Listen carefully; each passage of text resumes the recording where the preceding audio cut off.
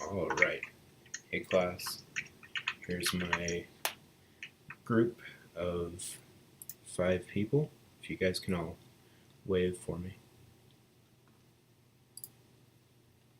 Seeing you. There you go. Perfect. All right. Let's kick this thing off.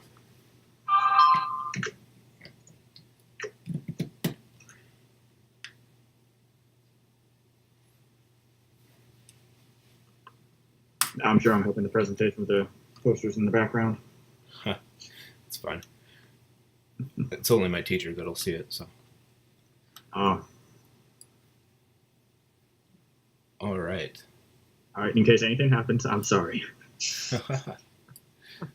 Disclaimer.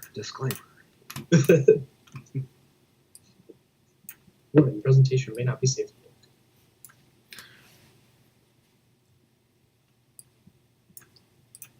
Okay, here we go.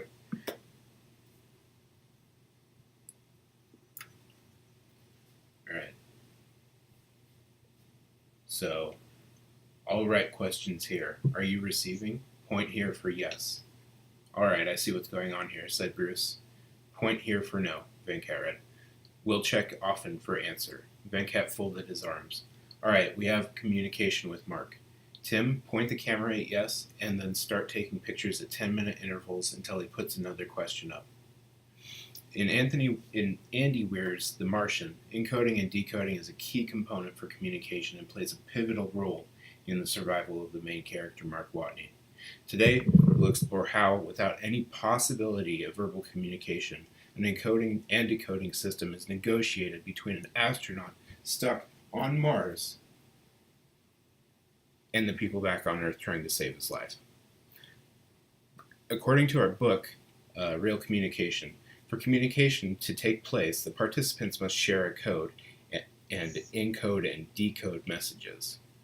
So, obviously, I've read the book, so I understand how this communication process is started,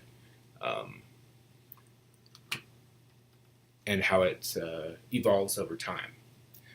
Today we're going to cover 2 examples from The Martian that show how that shared code is vital to proper communication.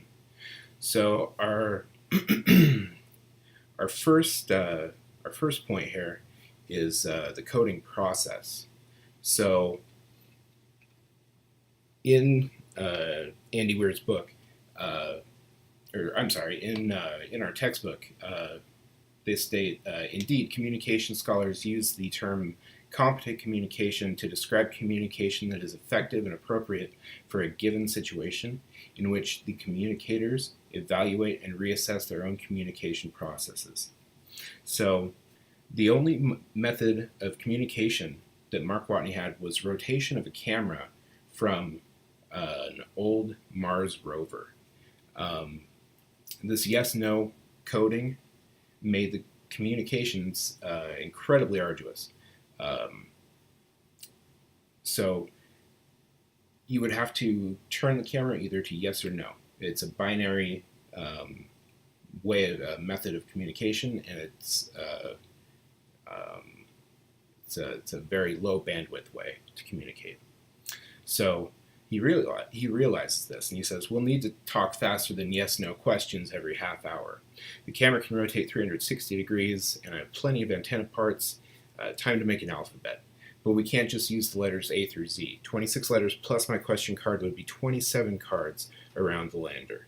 Each one would only get 13 degrees of arc. Even if JPL points the camera perfectly, there's a good chance I won't even know which letter they meant. So that's the coding actually developing. So we're going to transition into how he develops a system to actually communicate more effectively, aka hex or ASCII. So the negotiation of a coding system is it's a set of symbols that are joined to create a meaningful message. For the communication to take place, everybody has to share the code to be able to encode and decode the messages. So the camera rotation is turned into these meaningful coded messages when Mark realizes he'll have to use ASCII. He says that's how computers manage characters. Each character has a numerical code between 0 and 255 values. By giving pairs of hex digits, they can send any character they like, including numbers, punctuation, etc. So he'll make cards for 0 through 9 and A through F, which is our hexadecimal base system. That makes 16 cards to place around the camera, plus the question cards. So that's 17 cards total surrounding a 360-degree range for the camera. So that gives him over 21 degrees each of space. So there's no issues with miscoding, and it makes it much easier to deal with. So we've gone over competent communication and coding limitations.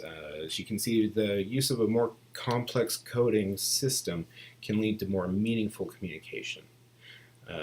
In The Martian, it played a pivotal role in the survival of Mark Watney. And we talked about how this encoding and decoding system actually saved his life in the end. So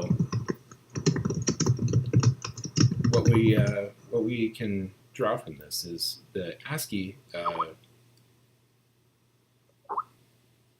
actually saved his life. What he says is spell with ASCII numbers 0 through F at 21 degree increments. Will watch camera starting 11 o'clock my time. When message done, return to this position. Wait 20 minutes after completion to take picture. Repeat process at top of every hour. And the reply from NASA is status. So, thank you guys for listening.